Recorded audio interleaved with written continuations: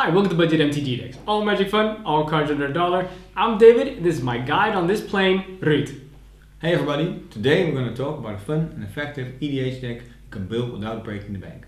Now today's deck is going to be an ultimate control deck in which your opponents are going to have to ask your permission if they want to do anything at all. And if it's noteworthy what they want to do, the answer will always be no. Yeah.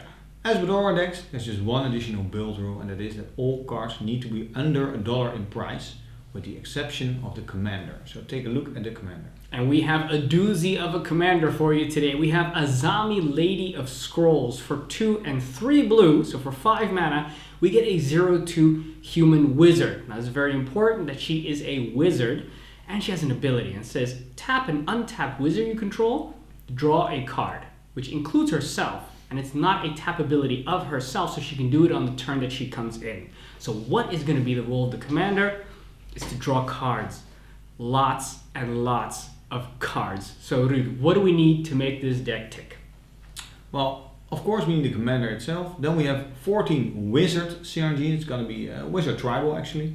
Then we have 19 counterspells, of which some of them are wizards which can counter something.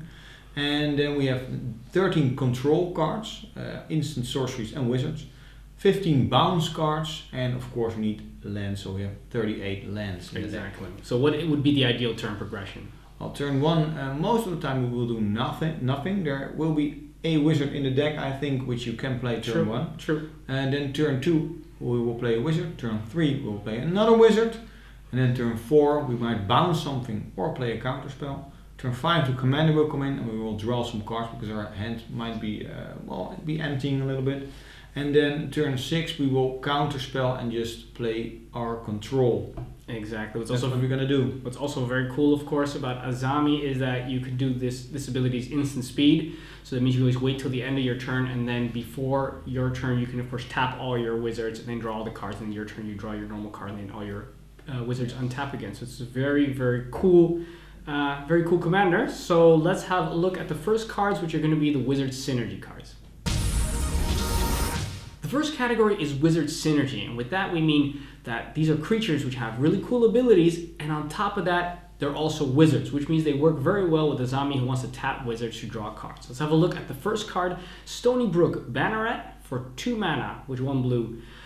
We get a 1/1 Merfolk Wizard, and it's got Island Walk, which might be relevant, but more importantly, Merfolk and wizard spells cost 1 generic mana less to play, which is nice because we're playing a lot of wizards, so that makes it 1 cheaper. Very simple, but pretty nice.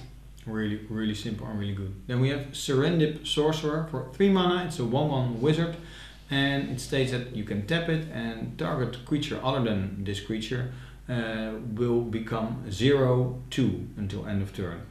So it will make a big creature into a small creature. Do keep in mind that all the counters and maybe auras, they do stay. So it won't work on that, but it will still make a creature small. Yeah, it's very cool. Somebody maybe wants to attack you with a 6/6 Trampler or something, and then they look at that and they may say, maybe I'm not going to attack because they can just tap this guy and then block in a way that they would lose their big 6/6 because he would become a 0/2. So they don't attack, and then what happens at the end of their turn, you can just tap Serendip Sorcerer with Azami and draw a card for it anyway. So it's nice. Yeah. Or of course they have to attack another opponent. Even so better. They won't attack you. Even better. Sage of Fables is next for 3 mana. We get a 2/2 wizard, and each other wizard creature you control comes into play with an additional +1/+1 counter on it, which is nice because that buffs our wizards, makes them a little bit stronger, a little bit bigger, means we can beat face with them as well. And for 2 mana, we can remove a +1/+1 counter from a creature we control and then draw a card. I mean, usually we don't use this ability because we're already getting so incredibly much draw, but definitely those counters, that's going to be nice. Then we have Mizzium Meddler. For 3 mana we get a 1/4 wizard, Vedalcon wizard. It has flash, so you can play it like an instant at any time. And when it enters the battlefield you may change target of target spell or ability to this creature, so to Mizzium Meddler. This can come in really handy. You could also change the target of an aura. Auras do target, so you can change the aura to be an aura of this creature, which is really annoying for your opponent. Of course, you could also change the target of, say, Lightning Bolt. Yeah. Actually, anything at all. Also, most commanders do have abilities which do target something. So really, really strong, this Mizzium Meddler. Yeah, I really like it if somebody casts their indestructibility enchantment aura on their commander, and then you can flash this one in and say, oh, great, now my guy is indestructible. Very nice. Really nice. Then we have Ghost Helm Courier for 2 mana. We get a 2/1 wizard. And we get to choose to not untap this guy during our untap step. And then you may think, okay, why exactly would we not want to untap this guy? That's because the next ability, and that's pay 3 and tap it. As long as this guy is tapped, target wizard gets +2/+2 and can't be the target of spells or abilities, so gains Shroud. This is very handy because you can do this instant speed. You got 3 mana open. Somebody says, okay, you know what? I'm going to have to lightning bolt, lightning strike, lightning something your Azami. And then you say, you know what? I'm actually just going to pay 3, tap Ghost Helm Courier, and then give Azami Shroud. And then if in your untap step you don't untap it, it's basically going to have Shroud all the time, which is pretty cool. Really, really cool. Then we have Archaeomancer. For 4 mana, it's a 1/2 wizard. And when it enters the battlefield, you can return an instant or sorcery from your graveyard to your hand. So we're going to play a lot of instant sorceries, a lot of control. You can grab what you need at that time. Yeah, very often it will be a counterspell. Which, speaking of which, who likes counterspells? That is Elite Arcanist for 4 mana. It is a 1/1 human wizard, and this guy, when he enters the battlefield, we get to exile target instant card from our hand. So let's say, for example, a counterspell. And then we get to pay X and tap it and copy that exiled card. So we can do that every turn. And X is, of course, the converted mana cost of the spell we exiled. So if we, for example, got Cancel, which is for 3 mana, we exile Cancel from our hand. When we play this guy, then every turn we can pay 3 mana and tap it and counter something. That is going to be really annoying. Yeah, of course it might be handy to just wait a little bit longer before casting the spell, because if you can't play the counter spell right away, because it does have to tap, it costs you 3 mana, it might be a problem. You're going to lose two cards, of which the counter spell might be really valuable at that time. So you might want to have an additional counter spell in your hand, or on some wizards you control. We've got a lot of wizards that can counter spells, so just make sure there's a couple of those on the battlefield. Then we have Paragon of Gathering Mists for 4 mana. It's a 2/2 wizard. Other blue creatures you control get +1/+1. We almost exclusively have blue creatures. And this card can also, for 1 blue and tap, give another blue creature you control flying until end of turn. Also very nice. Yeah, exactly. Especially with the next card, you're already noticing a lot of synergy here. That is the Nameless one for 4 mana. It is a XX wizard avatar. And this guy's power and toughness equal to the number of wizards in play. Now we're going to have a lot of wizards, so this guy's going to be really big. On top of that, it's also got Morph, so we get to play it face down as a 2/2 for 3 mana and then flip it for 3. Why would we want to do that? Well, because we got a lot of other Morph wizards in this deck, and then we can, if we morph them, a couple, people don't know what we got, and then it can be kind of a surprise if people want to play around that. So of course with Paragon of the Gathering Mist, it'll be a little bit bigger, plus for 1 mana we can give it flying, and a 10/10 flyer is nothing to sniff at. Exactly. Then we have Tauron Sky Summoner for 4 mana. It's a 2/2 Merfolk wizard, and it states that whenever you cast an instant or sorcery spell, you put a 2/2 blue Drake creature token with flying onto the battlefield. So creature spam, a lot of small flyers, well not that small, 2/2s in the sky. Good.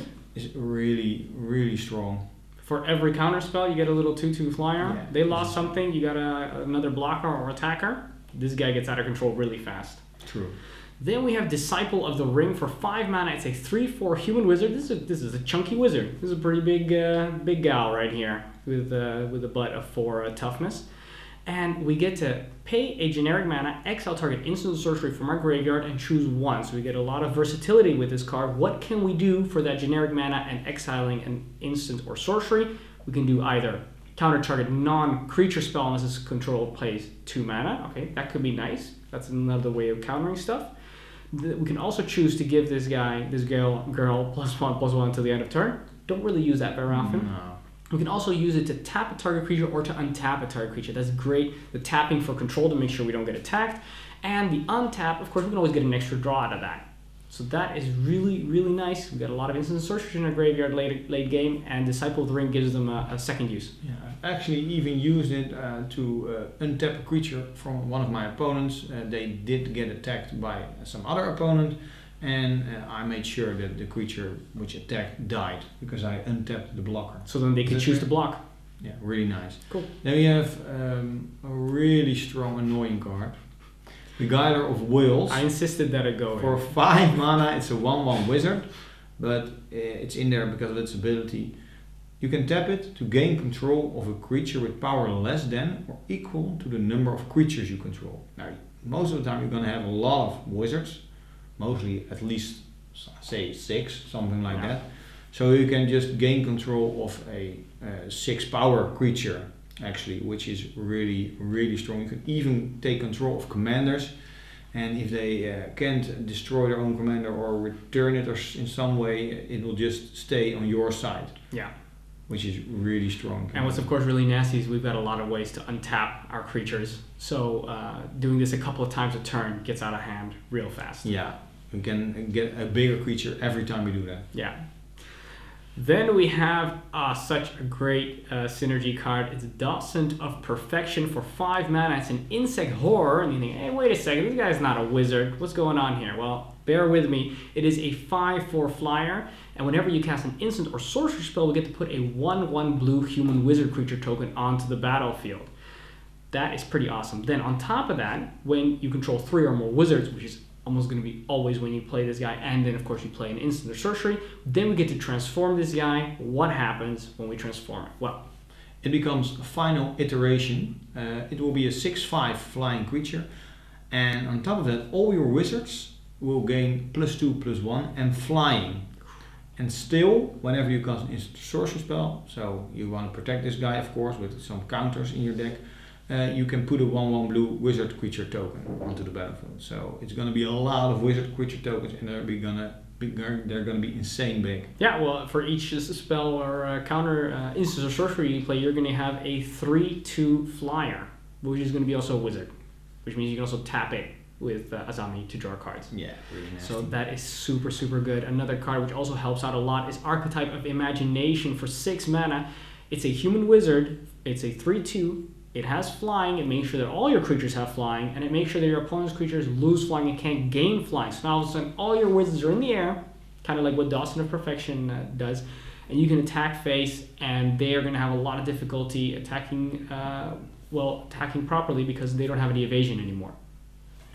Really nice, really Pretty sweet. strong card. However, now that we've seen a couple of these wizards that have these cool abilities, we're going to go a little bit more focused, and let's look at how we're going to stop people from doing what we don't want them to do, like board wiping. We've got a lot of wizards. We do that with the counterspells.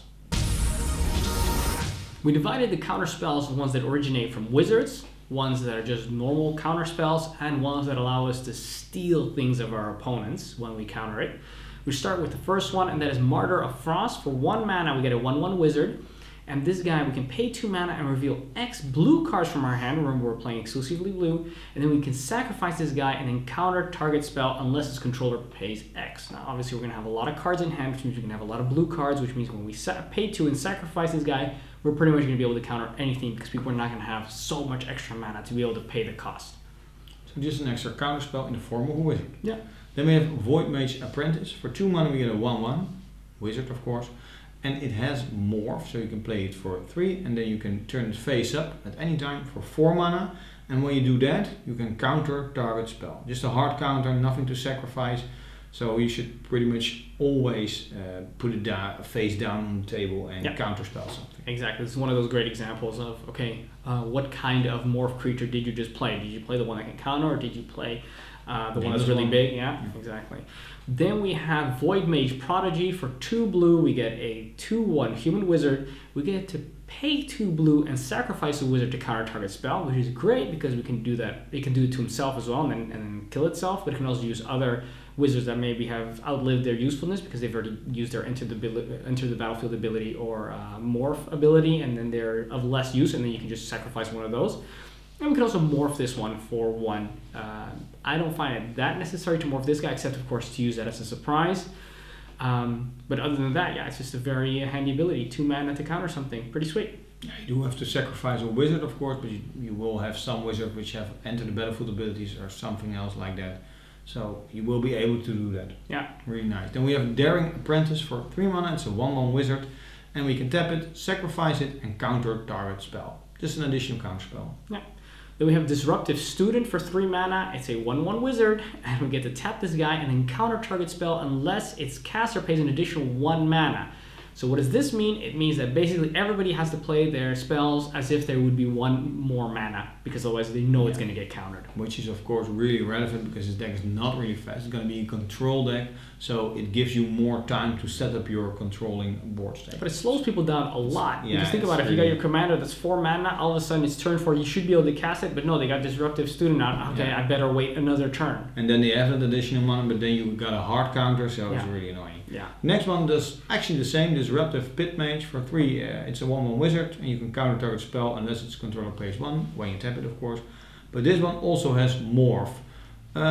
Could come in handy as a surprise, but well, because now they might not play around it. It's nice. It's a little bonus. Yeah, and remember that when you play the Morph creature, and it's a 2/2.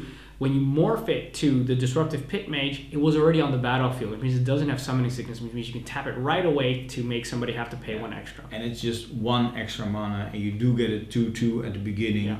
They'll never see it coming. Yeah, it's pretty nice. Yeah, you should just morph it, of course. Yeah. Then we have one of the few non-blue cards in here. That is Wizard Replica for 3. It is a 1/3 artifact creature, which happens to also be a wizard. Also has flying from itself, which is pretty cool. This one's ahead of the curve. You know, all the other wizards we have 1.5 flying. This one's already got it. And we get to pay a blue, sacrifice this guy, and then we get to counter target spell unless its controller pays 2. Now, that's not a lot, but close to the beginning of the game, that's definitely going to slow people down. Yeah, if they want to cast their commander and do some really serious stuff on the battlefield, they just can't do that for two turns. 2 extra, yeah. That's really annoying. Then we have Salumgar Spell Eater for 3 mana. It's a 2/3 creature. It has Mega Morph, which is something you're going to ignore as Morph, but this time around it will get a +1/+1 counter on it when you Mega Morph it for 5. And when it is turned face up, so when you do Mega Morph it, you can counter target spell unless its controller pays 3. That's the important part. You just counter spell and you do get a 3/4 wizard instead of a 2/3 wizard. It does cost you a lot of mana compared to 3 mana for a 2/3 and compared to 8 in total to counter something, but still you do want to do that. Exactly. Then we have Brine Seer for 4 mana. It's a 1/1 wizard, and for 3 mana and tapping it, we get to reveal a number of cards in our hand, which is going to be, of course, a lot. Actually, usually it's probably going to be 7. And then we get counter target spell unless the controller pays 1 generic mana for each card revealed this way. So, for 7, for example.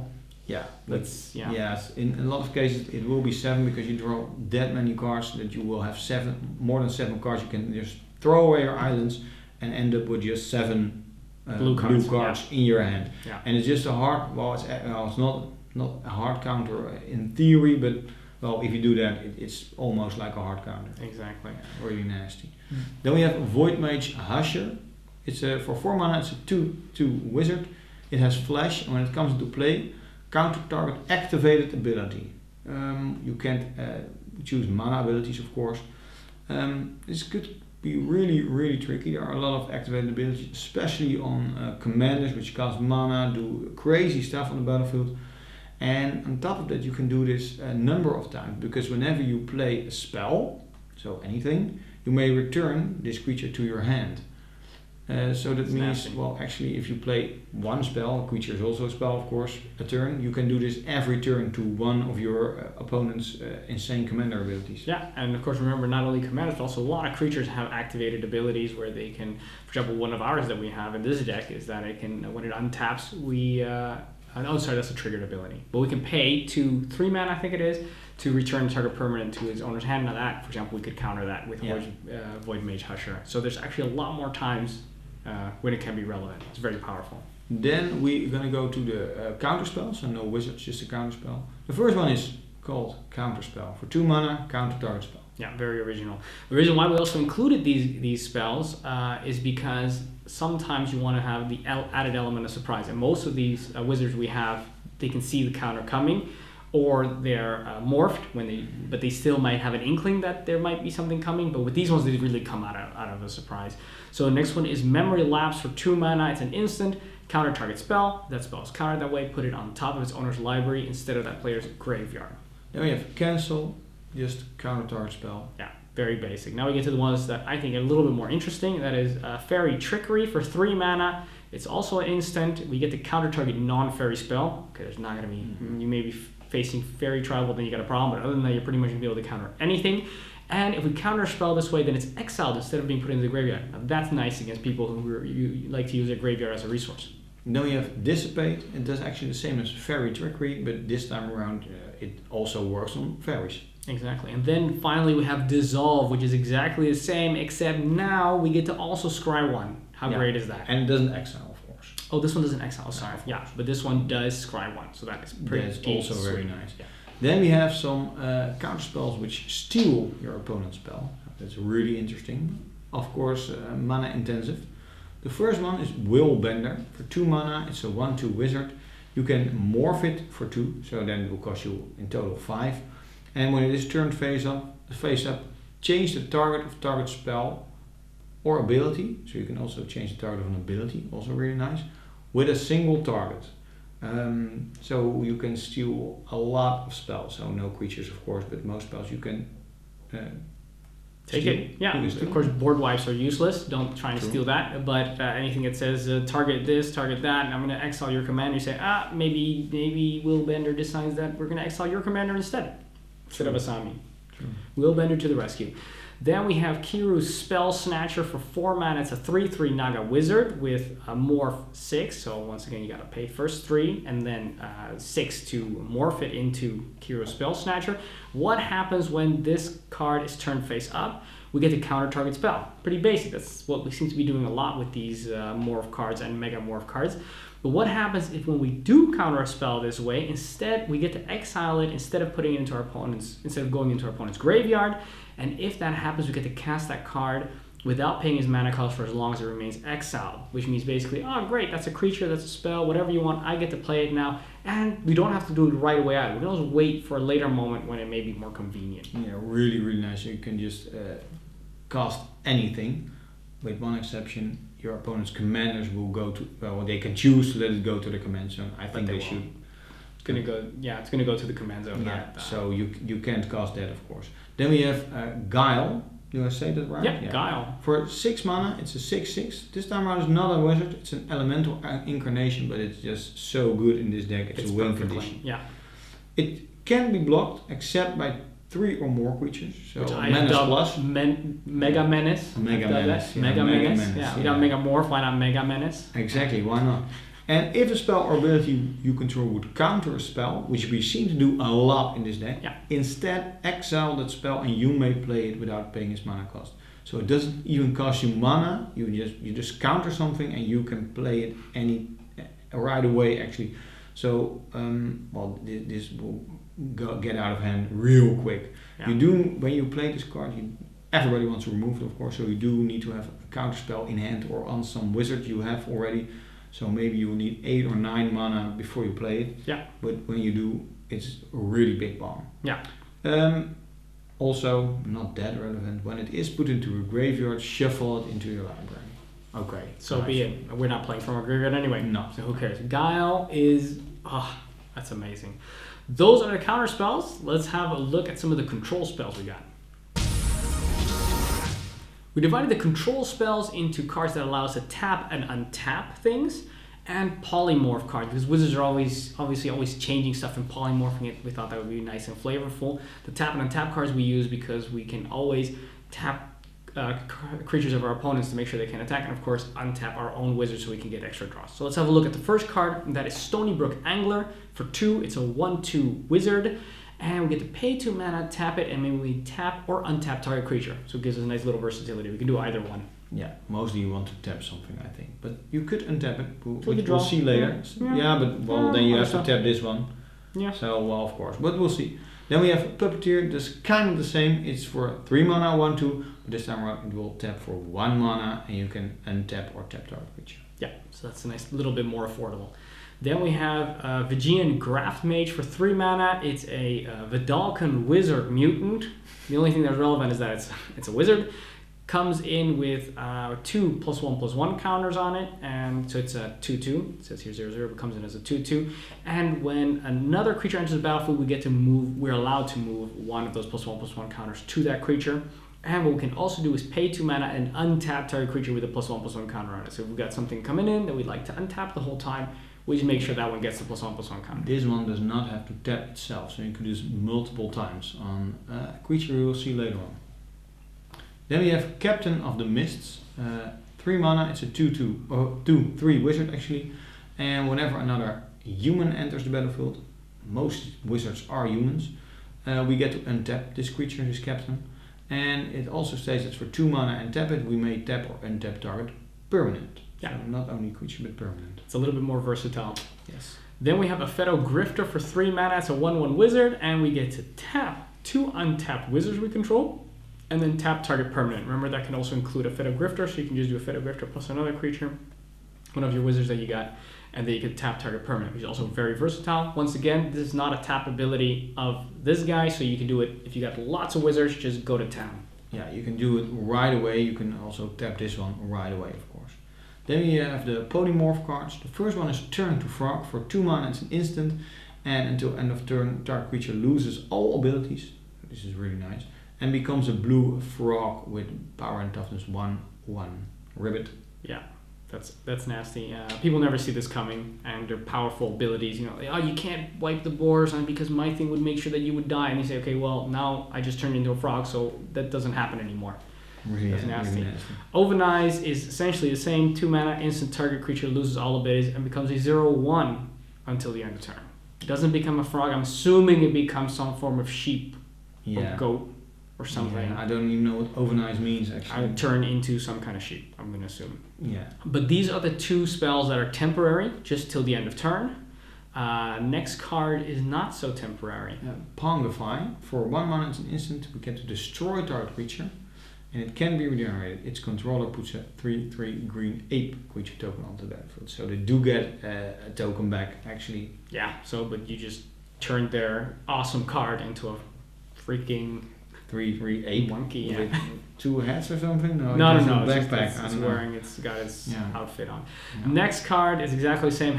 Rapid hybridization for 1 blue. It's an instant. Destroy target creature. It can't be regenerated. That creature's controller puts a 3/3 green frog lizard creature onto the battlefield. Now, if I had to choose, I'd rather have the frog lizard rather than the ape. But that's just me.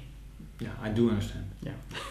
Then we have Reality Shift for 2 mana. We have to exile target creature, and its controller manifests the top card of his or her library. So they put it onto the battlefield like some morph creature face down, and if it is a creature underneath, of course, they can turn it face up for its normal casting cost. But still, you destroy the biggest stuff on the battlefield, the biggest thing. And well, most likely they won't get something back that is this big. Yeah, and of course it's exile, which means that they can't get it back from the graveyard if they would be playing with graveyard shenanigans. So let's and of course if you manifested a land, they can't turn it over. So then that's just it. That's just a 2/2. Then is an awesome, very flavorful card, Curse of the Swine for X and 2 blue. It's a sorcery.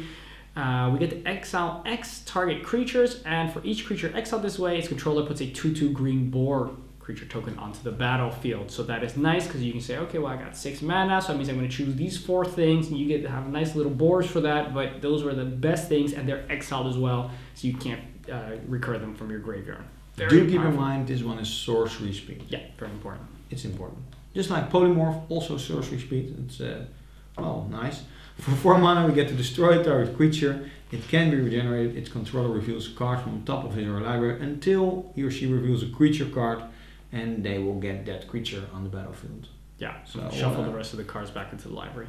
It's a gamble. Yeah, really it's nice. a gamble, but sometimes you got to roll those dice. And we even called this section polymorph, so it's got to go in. Yeah, we got to polymorph that thing. Yeah.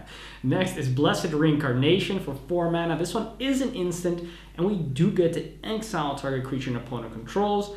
That player reveals cards from the top of their library until a creature card is revealed, and then that player puts that card into the battlefield. So it's essentially polymorph plus, or as I like to call it, mega polymorph. Exactly. It has rebound, which means next turn, beginning of your upkeep, you get to do it again. In case they got something really good, you say, let's retry that. So let's reincarnate that for a second time. It's really better than polymorph, of course. It is a speed, and it does it 2 times. It is amazing. Those are the control spells. Let's see how we can bounce some stuff. We divided the bounce cards into cards that return things to the hand, things that return stuff to the library, and stuff that just bounces the entire board. Let's start with the first one, Vidalcan Mastermind. This one for 2 mana, it's a 1/2 wizard, and we get to pay a blue, tap it, and then return target permanent you control to its owner's hand. So that could be anything that we have, but it has to be ours, under our control at least. So this card is very good to protect Azami, or for example, if somebody throws something under your control, something you don't want to have, something negative, and then you can bounce it back to their hand. Of course, really nice. Then we have Ether Adept for 3 mana, it's a 2/2 wizard. And when it enters, you get to return target creature to its owner's hand. It may seem so simple, but it is so good. It's just good. always It's so good at this. You know, you got a little 2/2 that you could tap for a draw with Azami. Yeah, super really nice. Then we come to the card which does the most work, I think, in this section. Temporal Adept for 3 mana. It's a 1/1 wizard. We get to pay 3 mana, tap it, and then return target permanent to its owner's hand, which means every turn we can pay 3 mana and return a permanent. That's anything. That's an artifact, enchantment, land, creature, planeswalker, whatever floats your fantasy. You can return it to their hand, and that is going to be a pain, except for something with maybe enter the battlefield ability, something really nice. But other than that, it's gonna be such a hassle for your opponents to play against this. It's really nasty for your opponents, really. Then we have Separatist Void Mage for 4 mana, it's a 2/2. When it enters, you may return target creature to its owner's hand. I get the simple ones. Why? Next one. Sorry about that. And now we come to another amazing one, which is Surge Spanner for 4 mana. I didn't plan it that way. I'm sorry. Surge Spanner. It's a 2/2 wizard, and whenever Surge Spanner becomes tapped, you get to pay 2 mana and then return target permanent to its owner's hand. Now that's really cool. Of course, logically you would say, okay, I'm going to attack with Surge Spanner, pay 2 mana, return target permanent to its owner's hand, but no. You don't do that. Reed, what do? You tap it to draw a card. You pay 2 mana, return something to the owner's hands, and preferably you untap Surge Spanner and do it again. Maybe even multiple times. You give it a +1/+1 card with the Graph Mage, some other thing that untaps stuff. This is really it's a tempo card. It's really big tempo spin. Yeah, when you see this on the battlefield with Azami on the battlefield, and maybe one thing to untap. This person is going to get so much value out of this, and it's going to set you back so much, especially if you want to be a real pain and start returning lands to your hand. Then that's just nasty. Don't do that. We don't do that. But you should also not do that. But it's possible. It's possible. Just don't play like that until somebody's being a real pain, and then go, okay, now I will do that. Next ones we have the ones that return stuff to the library. First one is Whisk Away for 3 mana. It's an instant. Put target attacking or blocking creature on top of its owner's library, which is nasty because of course they lose their draw essentially because they got to draw it again, and then they got to play it again, and then they got to wait till they can attack with it again. So it really sets them back quite a bit. This is card advantage. The last ones are only tempo advantage. This is also tempo and card advantage. Of course, this is an instant, so you also lose a card, but still, it's really, really, really big. Yeah, and of course, it's relying on them attacking with that creature or blocking with it. That's true. So it has some buts, but still. Then we have Sweep Away for 3 mana instant. You get to return the creature to its owner's hand. But if it's an attacking creature, you may put it on top of its owner's library. So mostly you want to do that. Yeah. If not, it's gonna have a lot less value, but still. It's possible. Sometimes they might have a value creature that you just need to bounce for that point in time. But usually, the attacking is better. Or it's a token. True. Then it doesn't matter. Then we got Totally Lost for 5 mana. It's an instant. Put target non-land permanent on top of its owner's library. Essentially very simple. And of course, flavor, text, very important. Fibblethip had always hated crowds. Really nice. Then we have Vanishment. For 5 mana, put target non-land permanent again on top of its owner's library. This one is Miracle. If you draw it, it's the first card you draw, so it's the card you draw after your upkeep, of course. Not if it's the card you draw with Azami later on in the turn. Then you can cast it for just 1 blue mana. Yeah, really nice. And most of the time, we just get it later on for 5 mana. But if you do get it for 1, and there is a situation which would really help, it's going to be big. Yeah, exactly. And the fact is with blue, we're not really destroying enchantments or artifacts or something, so this really is nice that you can just hit those if they're causing a pain. Not unlike Spin into Myth for 5 mana as well, instant, but this one says put target creature on top of its owner's library, then Fate Seal 2. So this one can't hit any non-land permanent, but we do get the benefit of Fate Seal 2, which is we get to look at the top 2 cards of an opponent's library, then put them at the bottom, put any number at the bottom, and the rest on top in any order. So we can kind of look, okay, what are they going to draw? Is that going to be nice? Let's put those at the bottom. Actually, you can have this land. I don't really care about that, which is quite nice. And what's also cool is that you can do it to another player. You can actually do the effect on one player and then do the Fate Seal on another. Really nice. Then we have Profaner of the Dead. These are all the bound. board. Oh, sorry. Board bounce cards, of course. Profaner of the Dead for 4 mana is the 3/3 wizard. Really big. Yeah. Exploit, when it enters the battlefield, you may sacrifice a creature. You don't have to, but I think if you don't want to, you will play something else. Because when it enters and you exploit a creature, so you sacrifice that creature, which could also be Profaner of the Dead itself. Yeah. You can return to their owner's hands all creatures your opponents control, so not your creatures, with toughness less than the exploited creature's toughness. This could be a little bit of a hassle because we don't have a lot of creatures which are big. Of course, we have nameless one. We do have some. We have Guile, of course. We have some stuff, but you don't want to sacrifice Guile. But still, it's possible. Profaner of the Dead, 3 toughness. Return all tokens, something like that. So it can be really big in a lot of situations. Yeah. Look, the point is Profaner of the Dead helps a lot. Board wipes you want to use against people with a lot of creatures. Who has a lot of creatures? People playing tokens. Tokens are usually not very big. 1, 2, maybe 3 toughness. So then Profaner of the Dead hits them. That's fine. If somebody's got, I'm just playing a 12-12 and an 18-18, then you've got plenty of other ways to deal with those individual things. With just 1 or 2 cards you can deal with. Not a problem. But a lot of tokens is more difficult. Exactly. So another card that helps against that strategy is Washout for 4 mana. It's a sorcery. Return all permanents of the color of your choice to its owner's hand. So you can pretty much choose anything except blue, and you're going to be sitting pretty because, of course, we're only playing blue. And you know what? Pick that token player, so white or green or something, and they got to return it all to their hand, and tokens disappear in your hand. Really nice. Then we have Ether Spouts. For 5 mana, it's an instant. So really nice, an instant. For each attacking creature, it is only in that case, of course, its owner puts it on top of the bottom of his or her library. So a lot of card advantage in this card against tokens or something that plays a lot of creatures which are attacking. Yeah. Which are a lot of decks. And it's nice to keep this as a surprise because you can keep your mana open, you keep your stuff on tap. People think, am I going to attack the Azami player? Probably not, because they've seen this, either spouse, they think, might have that in their hand. Maybe you don't have it, and it's just very scary for people to attack. And they think, well, if I attack this other player, then they probably won't do it, so it should be fine.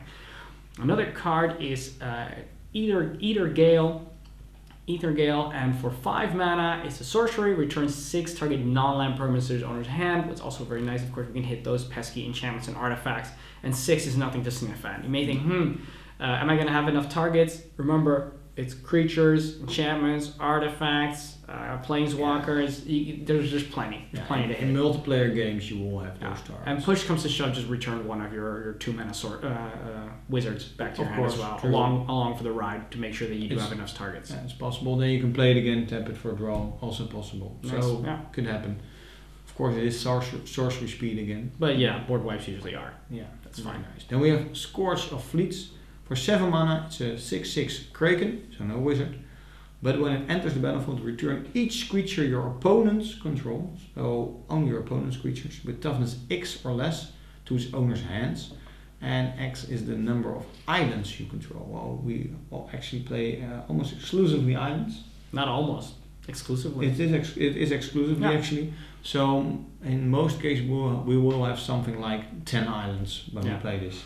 Exactly. So anything gets returned, and the one thing that doesn't, we will remove. We can whisk it away on or later on. Counterspell, whatever. It's all fine. Scourge of Fleets is we don't really like. There's a deck that really doesn't like board wipes. So these board wipes are very important that they don't hit our own stuff. Yeah. Because we really don't like our board to be hit, but we don't mind wiping the board for others. We lose all our counterspell wizards. We don't want. Who wants that? Nobody wants that. Those are the bounce cards. Let's have a look at the lands. I get the honors to do the land section, which is 38 islands in the deck. That's it for the lands. Let's take a look at the conclusion.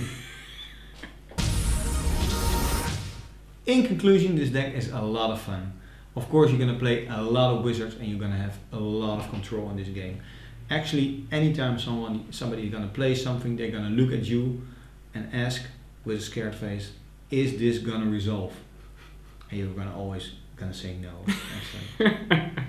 David, what do you think? I think it is a lot of fun. Azami is the essence of draw. You know, you may think, okay, there's a lot of other cards, a lot of the decks that like to draw cards, but Azami does it with such alarming speed. It's not drawing 3 cards here, 4 cards there. Azami can draw as many cards as she wants every single turn pretty much, and all the wizards that you're using to draw cards have a secondary function. They're either countering stuff, or they're giving you other cool abilities like taking things over, popping back stuff to people's hands, tapping, untapping. They've all got secondary uses, and when you didn't use that ability that turn, you know what, it's a draw. So that is going to be insane. You may think, okay, but we can't hold so many cards in our hand. Doesn't matter, just rip through that library and dig for your win conditions, because this deck does not have a lot of win conditions. Very important that it doesn't, because we want to make sure that we've got all our wizards, so we can draw, so we can counter, so we can do all that stuff. But we can dig very easily for that guile. We can dig very easily for that beguiler of wills. We can dig very easily for that docent of perfection. Give all our stuff flying, attack with it. You may think, okay, so you're going to attack, how are you going to kill your opponents? You know what, you may have 1/1s, you may have 2/2s. They become 3/3s, 4/4s. They've got flying, your opponent's creatures don't have flying. You start picking at them, and you know what, sure, does it kill people with aggro? No, but you're blue, you don't care about that. You just hit them 20 times with 20 little guys, and all your opponents are dead. And that is the essence of control, because you end the game when you want it to end. And unfortunately, some people can also let the game drag on when the game could have also already ended with points that it is in your control. And you don't like board wipes though. That's the only thing. Board wipes. What you want to do, of course, with your win condition cards, you want to play them later on when you do have something to protect them, of course.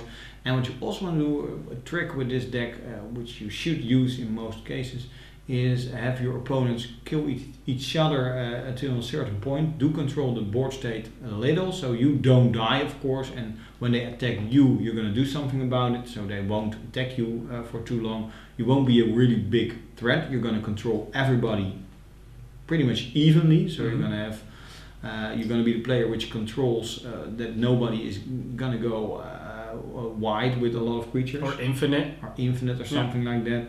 And well, most people will like you a lot of the time, and then they almost die, and then you play your win condition. Exactly. Also, it's pretty affordable, right? Of course, the deck is just over $26, and we did the math on magiccards.info. Used all the medium prices of all sites compared, so you can really buy this deck for $26, which is including all the lands and the commander. Exactly, that is quite affordable. Also, don't forget to subscribe right now to get the most bang from your magic buck. Great that I try a new slogan right now. It comes off super smooth. Subscribe to get the most bang for your magic buck. See if it catches on. All right. And also join us on Facebook and Twitter. We can have discussions. You can ask us questions. We're on there all the time. So come say hello. I guess that's it. So thanks for watching. I'm David. And I'm Ruud. And this was Budget MTG Decks.